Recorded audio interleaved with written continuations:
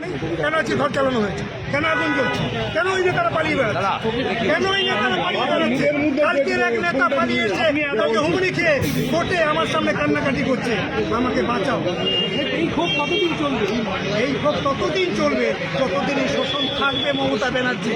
আমি বলেছিলাম মমতা ব্যানার্জিকে, আমাকে যতদিন জেলে রাখবেন ততদিন আপনার ঘুম থাকবে না। গোটা রাজ্যে গ্রামের গরিব ছাত্রছাত্রীরা সকলে মিলে তার ঘুম কেড়ে নিচ্ছে। শাহজাহানকে আলাদা করে রক্ষা কবচ দিয়েছে আমরা তো আগেই যে আজকে মমতা ব্যানার্জির পুলিশ তাকে পাহারা না দিলে ওই 5 তারিখে ইডিকে মেরেছে, 6 তারিখেই তার গ্রেপ্তার হয়ে যাওয়ার কথা। তাহলে ইডিকে যারা মারল তাদের বিরুদ্ধে যে কেসটা হলো সেটা জামিনযোগ্য ধারা, আর যারা পেটালো তাদেরকে জামিনযোগ্য ধারায় দিল। এই নাটকের মানুষ বুঝছেন, যথেষ্ট বুঝতে পারছেন। আপনি বলছেন শিবু